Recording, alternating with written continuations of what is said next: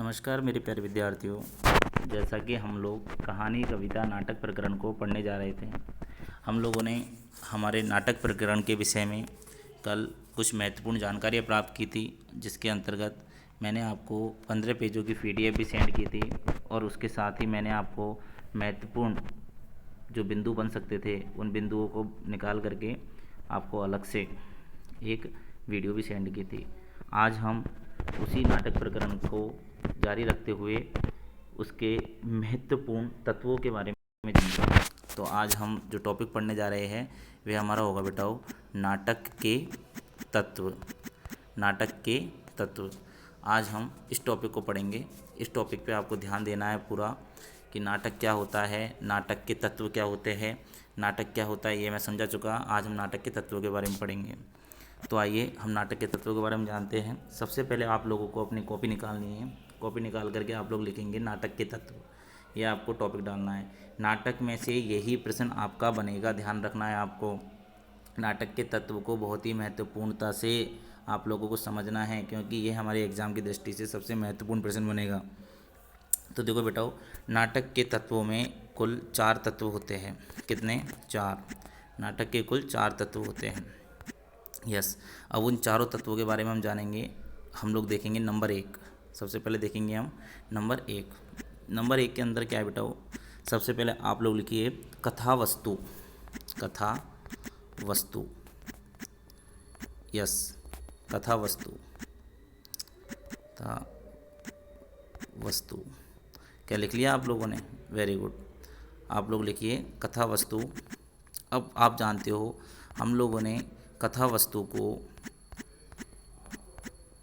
कथा वस्तु ओके कथा वस्तु देखो बेटा, हमने कथा वस्तु को कथानक के रूप में पहले कहानी में भी जाना था, जो कि हमारा केंद्र बिंदु रहा था।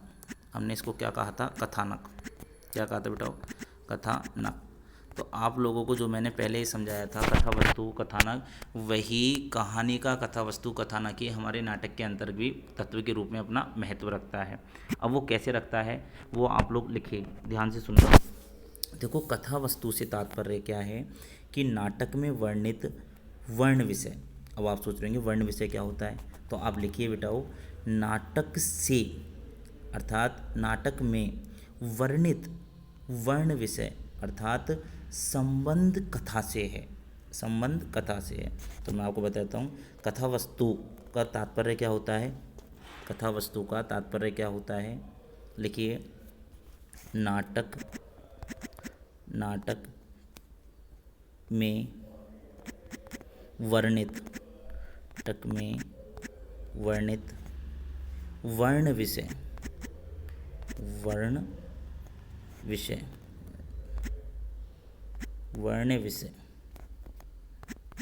ओके, आप लोगों ने लिख लिया वर्ण विषय, अर्थात संबद्ध कथा से है। अर्थात हम ये भी कह सकते हैं, अर्थात क्या लिख सकते हैं हम? संबद्ध कथा से है। कथा से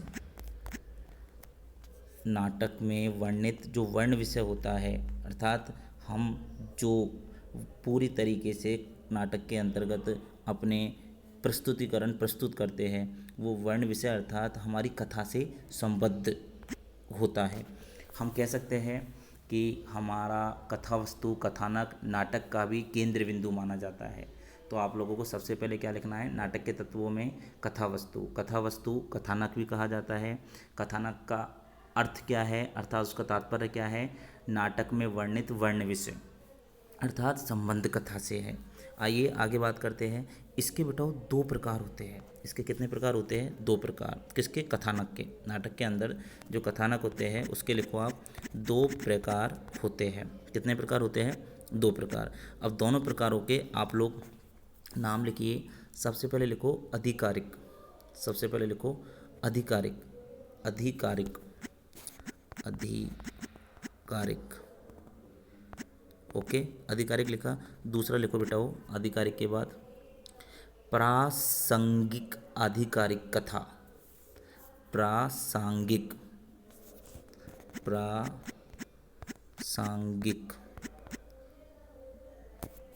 प्रासंगिक, ये थोड़ा सा गलत हो गया, प्रासंगिक ये लिखना है आपको, प्रासंगिक लिख लिया। तो एक होता है आधिकारिक, एक होता है प्रासंगिक। अब लिखो आप आगे इसमें इसमें लिखो अब आप, आधिकारिक कथा नाटक में आरंभ से अंत तक पाई जाती है। इसके बारे में लिखो सबसे पहले, क्या लिखना है कि जो आधिकारिक, मैंने आपको जो लाइन खींची है इसके नीचे, इसके बारे में लिखना है आपको। लिखो, आधिकारिक कथा नाटक में आरंभ से अंत तक पाई जाती है, जबकि जबकि आगे लिखो बेटाओ, जबकि प्रासंगिक कथा, जबकि प्रासंगिक कथाएं लघु लघु रूप में पाई जाती है। जबकि प्रासंगिक जो कथा होती है वह लघु लघु रूप में पाई जाती है। अब आप जानते हो प्रासंगिक प्रसंग, जैसे बीच बीच में आपको पता है ना, छोटे छोटे प्रसंग आते हैं कि अब यह हुआ, अब यह हुआ, अब यह हुआ, ये तो होते प्रासंगिक। और आधिकारिक क्या होते हैं? आधिकारिक होते हैं जो नाटक में आरंभ से लेकर के अंत तक उपस्थित होते हैं, उसी को क्या कहते हैं? आधिकारिक। आगे लिखो, आगे लिखिए, वर्तमान में अधिकांशतः नाटकों में आधिकारिक कथा का ही प्रयोग होता है। अगर हम वर्तमान में बात करें तो वर्तमान में क्या हो रहा है बेटा? प्रासंगिक का प्रयोग नहीं होकर के आधिकारिक कथा का ही प्रयोग किया जा रहा है। तो आप लोग यहाँ तक समझ चुके होंगे जो मैंने आपको बताया है। पुनः एक बार समझा रहा हूँ। नाटक के तत्व, नाटक के 4 तत्व होते हैं। सबसे पहले कथा वस्तु, जिसको कथानक भी कहते हैं। कथानक पूरे नाटक का केंद्र बिंदु माना जाता है, कहानी की तरह ही। इसके बाद हमने बताया कि कथा वस्तु का तात्पर्य क्या है, तो नाटक में वर्णित वर्ण विषय अर्थात संबंध कथा से है। जो कथा नाटक से संबद्ध रखती है वही कथा वस्तु है। जो कथा नाटक से संबद्ध मतलब जुड़ी हुई है वही कथा वस्तु होती है। कथा वस्तु में आगे क्या बताया था आपको कि इसके 2 प्रकार होते हैं। इसके 2 प्रकार होते हैं। कौन कौन से होते हैं बेटाओ? एक आधिकारिक, एक प्रासंगिक। आधिकारिक क्या होते हैं? आधिकारिक वह होते हैं जो नाटक के अंतर्गत प्रारंभ से लेकर के अंत तक पाई जाती है, जबकि जो प्रासंगिक होती है वो लघु लघु अर्थात छोटी छोटी कथाएं होती है, जो कि आज वर्तमान में अधिकांशतः नाटकों में नहीं पाई जाती। अधिकांशतः नाटकों में कौन सी पाई जाती है? आधिकारिक। यहाँ तक आप लोगों ने नोट डाउन कर लिया होगा। आइए अब हम दूसरे पेज पर चलते हैं। यस, तो सुनिए बेटाओ, दूसरे पेज के अंतर्गत हम देखेंगे नंबर 2। नंबर डाल लीजिए 2। दूसरे नंबर में क्या डालना है आपको? देखिए, यस, दूसरे नंबर में आपको डालना है चरित्र। यस, चरित्र, जो कि मैंने आपको कहानी में भी समझाया था। देखो, लगभग इनके सभी के समान रहेंगे। ये जो आप लोगों को मैं जितने भी तत्व बताऊंगा लगभग समान रहेंगे। कुछ कुछ चेंज होंगे, कुछ नए मिलेंगे आपको। चरित्र, या हम लोगों ने चरित्र के अंदर देखा, हम इसको पात्र भी बोलते हैं। क्या बोलते हैं? पात्र भी।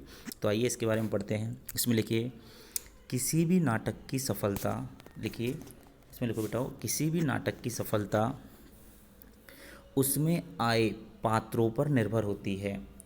उसमें आए पात्रों पर निर्भर होती है। किस पर निर्भर होती है? पात्रों पर।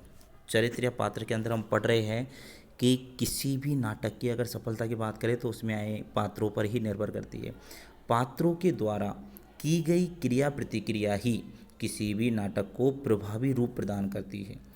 पात्र जो क्रिया प्रतिक्रिया करते हैं वही नाटक को प्रभावी रूप प्रदान करते हैं। कैसे? आपने देखा होगा, आपके सामने कोई भी नाटक में रखो, उस नाटक के अंदर आप, जैसा कि हम देख रहे हैं, भीमराव अंबेडकर नाटक आता है। एक छोटे बालक द्वारा भीमराव अंबेडकर की विशेषताओं को बताने का प्रयास किया जा रहा है। तो उसमें आपको पता है तरह तरह के पात्रों को जब हम देखते हैं तो हमें वह नाटक और अधिक प्रभावी लगता है। तो इसी प्रकार से कई प्रकार के धारावाहिक आते हैं जिनमें हम देखते हैं पात्र जब क्रिया प्रतिक्रिया करते हैं तभी उस नाटक के अंदर हमें प्रभाविता दिखाई देती है और हम नाटक से जुड़ पाते हैं। आगे लिखिए बेटा, इसी के अंदर अभी आपने जो लिखा है इसके आगे लिखिए। अब नाटक की कथा वस्तु का नेतृत्व करने वाला व्यक्ति होता है। नाटक की कथा वस्तु का नेतृत्व करने वाला व्यक्ति होता है। लिख लिया? Very good. क्या होता है? व्यक्ति होता है, जिसमें चरित्र शामिल होते हैं। जिसमें चरित्र शामिल होते हैं। अब चरित्रों में देखो कौन कौन आता है। क्या बताया मैंने आपको? दोबारा बोल रहा हूँ कि नाटक की कथा वस्तु का नेतृत्व करने वाला व्यक्ति होता है जिसमें चरित्र शामिल होते हैं। अब उस व्यक्ति में चरित्र कौन कौन से होते हैं अब आप लोगों ने खूब देखे होंगे। जैसे पहला लेते हैं हम नायक, नायक देखा है आपने, नायिका, ओके।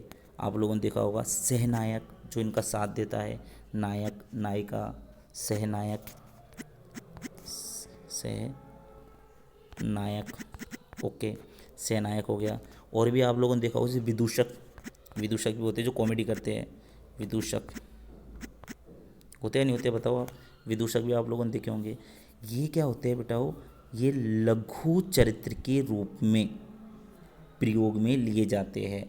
कैसे, जैसे देखो नाटक हो गया, नायिका हो गई, सहनायक हो गया, विदूषक हो गए, और काफ़ी ऐसे होते हैं और भी जो छोटे छोटे जो उसके अंतर्गत पात्र के रूप में दिखाई देते हैं, वह सब लघु चरित्र के रूप में अपना चरित्र चित्रण दर्शाते हैं। इस तरीके से हम कह सकते हैं कि नाटक के अंतर्गत चरित्रों का, पात्रों का होना बड़ा ही महत्वपूर्ण माना जाता है। तो इस तरीके से हम लोगों ने इस वीडियो में पहला पॉइंट क्या पढ़ा था, कथा वस्तु। दूसरे पॉइंट में क्या पढ़ रहे हैं हम, चरित्र या पात्र। अब इसके अंतर्गत हम लोग इस लाइन को अंतिम लाइन के रूप में देखेंगे कि चरित्र के अंदर और क्या आता है। इसके बाद मैं आपको नेक्स्ट वीडियो में तीसरी और चौथी जो इसके तत्व है उनको समझाऊंगा। लिखिए आप लोग अंतिम लाइन इसकी, लिखो बेटाओ, वर्तमान में दुखांत या मृत्यु का चित्रण प्रदर्शित होता है। वर्तमान में दुखांत या मृत्यु का चित्रण प्रदर्शित होता है। नहीं लिखा, लिखिए, वर्तमान में दुखांत या मृत्यु का चित्रण प्रदर्शित होता है। लिख लिया, ओके। दुखांत का मतलब जानते हो कि नाटक के अंदर दुख का अंत। जैसे हम लोग देखते हैं वर्तमान में कि जब कोई नाटक चल रहा है तो उसके अंतर्गत क्या होता है कि अंतिम विषय दुख होता है। तो दुखांत या मृत्यु का, कि किसी की मृत्यु हो जाना या किसी दुख के साथ अंत होना, इस तरीके के धारावाहिकों में क्या होते हैं, समाप्ति पॉइंट होते हैं चरित्र के। आगे हम लिख सकते हैं इसमें, नाटककार के विचार में नायक को सर्वगुण संपन्न होना चाहिए, नायिका को भी नायक के अनुसार होना चाहिए। नाटककार में नायक और नायिकाओं को क्या होना चाहिए, नायक को सर्वगुण संपन्न होना चाहिए और नायिका को भी उसके अनुसार होना चाहिए। इस तरीके की बातें मैंने आज आपको इस बोर्ड पे समझाने की कोशिश की है।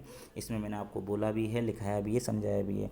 इनको आप अपनी कॉपी में नोट डाउन करोगे। इसके बाद हम दूसरी वीडियो में इसके 2 बिंदु, 2 तत्वों को और पढ़ेंगे। धन्यवाद।